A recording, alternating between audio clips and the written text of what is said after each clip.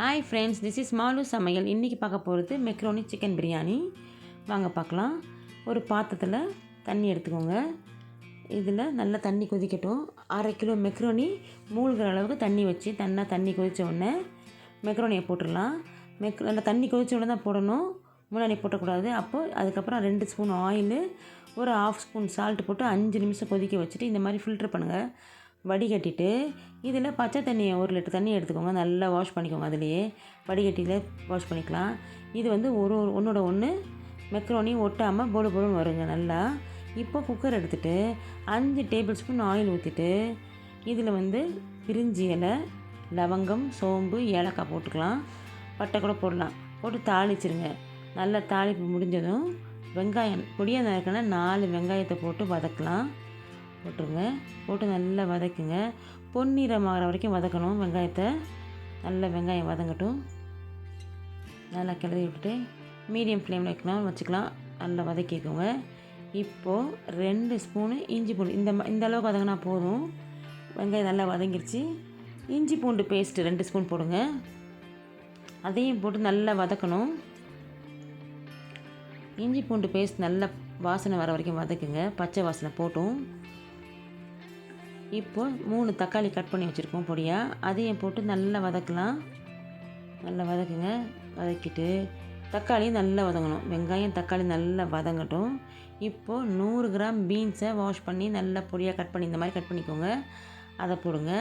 அடுத்தது கேரட் எடுத்துக்கோங்க. அதையும் ஒரு 1/4 கிலோ கேரட்டை பொடியாக கட் பண்ணி போட்டுக்கோங்க. அதுக்கப்புறம் உருளைக்கிழங்கு 1/2 கிலோ எடுத்திருக்கேன். அதையும் தோல் சீவி வாஷ் பண்ணி பொடியாக நறுக்கி கட் பண்ணி வச்சுருக்கேன். அதையும் நல்லா கிளறுங்க.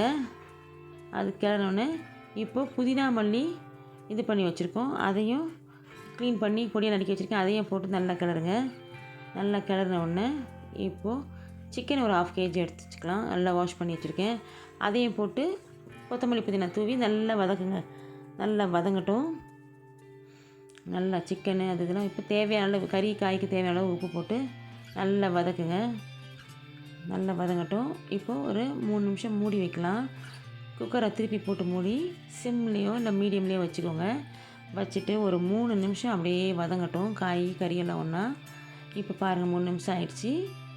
எடுத்து பார்த்து நல்லா வதங்கியிருக்கு. நல்லா வதங்கிடுச்சுங்க. தண்ணி விட்டுருக்கு சிக்கன்லேருந்து. இந்த நேரத்தில் நம்ம மசாலா போடலாம். இதுக்கு வெறும் ரெட் சில்லி பவுடர் தாங்க. சிவப்பு மிளகாய்த்தூள், தனி மிளகாய்த்தூள் 2 ஸ்பூன் போடுங்க. வேறு எதுவும் போட வேண்டாம். உங்கள் காரத்துக்கு ஏற்றாப்புல கூட குறைய நீங்கள் போட்டுக்கோங்க.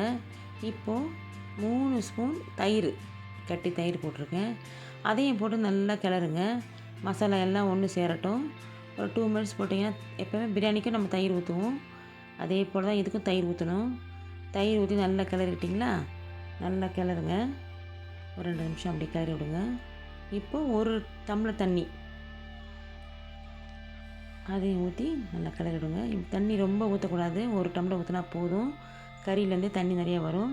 இப்போது குக்கரை மூடி லிட்டு போட்டு வெயிட் போட்டு ஒரு 2 விசில் மீடியம் ஃப்ளேமில் வச்சு விட்ருங்க. சிக்கன் நல்லா வேகட்டும். சிக்கனும் வெந்துடும், காயும் வெந்துடும். திறந்து பார்க்கலாம்.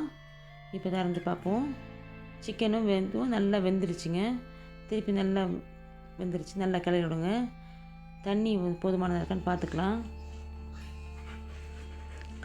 நல்லா கிளறி விட்டுட்டு பாருங்கள், இவ்வளோ தண்ணி இருந்தால் போதும்.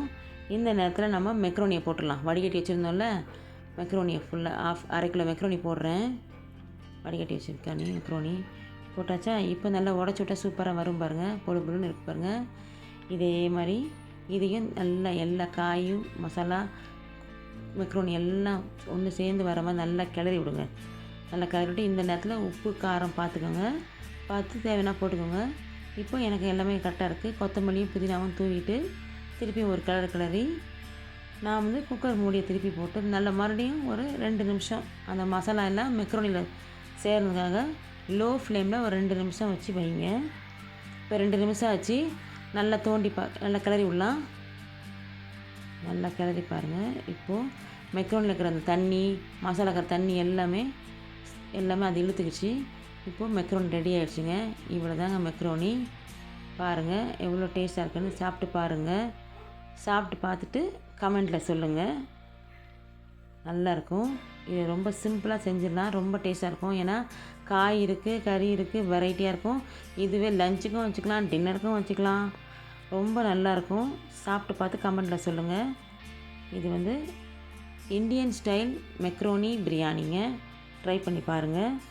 ப்ளீஸ் லைக் பண்ணுங்கள், ஷேர் பண்ணுங்கள், கமெண்ட் பண்ணுங்கள், சப்ஸ்கிரைப் பண்ணுங்கள். தேங்க்யூ.